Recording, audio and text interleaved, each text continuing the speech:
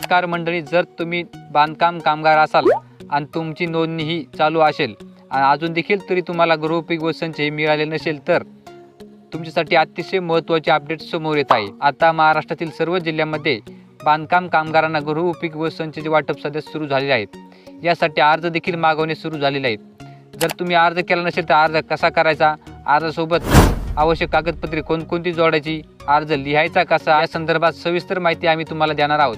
त्यासाठी तुम्ही हा व्हिडिओ शेवटपर्यंत नक्की पाहायचा आहे आणि तुम्ही जर चॅनलवरती नवीन असाल तर चॅनल आत्ता सबस्क्राईब करून ठेवायचं आहे।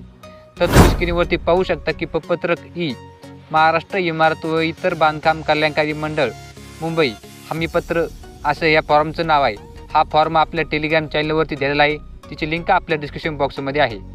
तर तुम्ही समोर पाहू शकता की मी खाली सही करणार लिहून देते की महाराष्ट्र इमारत व इतर बांधकाम कल्याणकारी मंडळात नोंदणीत असून माझा नोंदणी क्रमांक जो तुमचा नोंदणी क्रमांक असेल तो इथं व्यवस्थित लिहायचा आहे। लिहिल्यानंतर मी प्रमाणित करते की माझ्या कुटुंबातील जितक्या तुमच्या कुटुंबातील व्यक्ती आहेत आणि ज्यांची नोंदणी झालेली आहे त्याच व्यक्तीचे नाव इथं लिहायचे आहे। ज्याची नोंदणी झालेली आहे त्याच व्यक्तीचे नंबर आकडा इथं लिहायचा आहे। व्यक्ती महाराष्ट्र इमारत व इतर बांधकाम कामगार कल्याणकारी मंडळात नोंदणीत आहेत, त्यांची नावे नाते व नोंदणी क्रमांक पुढील प्रमाणे आहेत। जितके व्यक्ती तुमच्या कुटुंबात आहेत आणि त्यांची नोंदणी झाली आहे त्यांच्या सर्वांचे नाव इथं लिहायचे आहेत। त्यांचे तुमच्यासोबत काय नातं आहे ते इथं लिहायचं आहे आणि त्यांचा नोंदणी क्रमांक तो देखील इथं व्यवस्थित लिहायचा आहे। असे मी प्रमाणित करते की शासनाच्या महाराष्ट्र इमारत व इतर बांधकाम कल्याणकारी मंडळामार्फत वितरित करण्यात येणाऱ्या वस्तू संच 30 नग मला सुसूचित प्राप्त झाले असून माझ्या व्यतिरिक्त माझ्या कुटुंबातील कोणत्याही व्यक्तीस या योजनेचा लाभ मिळाला नाही किंवा ते घेणार नाहीत। त्याचप्रमाणे मला सादर संचचे दुबार वाटप झालेले नाही।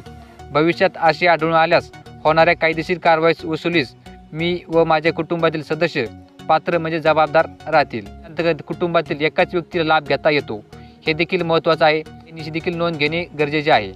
आता फक्त इथे तुमचा दिनांक टाकायचा आहे, ज्यावेळेस तुम्हाला अर्ज करायचा आहे त्यावेळेस तुम्हाला दिनांक लिहायचा आहे। ज्या व्यक्तीच्या नावाने आपण वर अर्ज करणार आहोत ते नाव, नोंदणी क्रमांक आणि त्यांचा मोबाईल नंबर आणि त्यांचा मोबाईल क्रमांक इथे व्यवस्थित लिहायचा आहे। अशा प्रकारे तुमचा हा अर्ज भरलेला आहे। आता या अर्जासोबत तुम्हाला तुमचे जे कुटुंबाचे तुम्ही नाव लिहिले आहेत ते सर्वांचे सोबत आधार कार्ड झेरॉक्स लावायचे आहेत आणि तुमचं बँक पासबुकची झेरॉक्स सोबत जोडायची आहे। तुमचं आधार कार्ड देखील लावायचं आहे आणि तुमची बँक पासबुकची झेरॉक्स देखील सोबत जोडायचा आहे आणि हा जर तुम्हाला तुमच्या जवळच्याच बांधकाम कामगार कार्यालयामध्ये जमा करायचा आहे। अशा प्रकारे तुमची या योजनेअंतर्गत अर्ज प्रक्रिया ही पूर्ण होणार आहे। जेव्हा तुमचा अर्ज हा मंजूर होईल त्यावेळेस तुम्हाला या योजनेअंतर्गत एक मेसेज येईल, कॉल येईल आणि तुम्हाला तुमचा गृहोपयोगी वस्तूंचे 30 नग भेटून जातील। जर तुम्हाला अजून देखील गृहोपयोगी वस्तूंचे मिळाले की नाही हे देखील कमेंट करून आम्हाला नक्की कळवा। असेच माहितीपूर्ण व्हिडिओ आणि महाराष्ट्र शासनाच्या नवनवीन योजनांची माहिती पाहण्यासाठी आपलं यूट्यूब चॅनल सबस्क्राईब करून नक्की ठेवा। तसेच आपल्या डिस्क्रिप्शन बॉक्समध्ये टेलिग्राम चॅनलची लिंक आहे, ते देखील नक्की जॉईन करायचं आहे।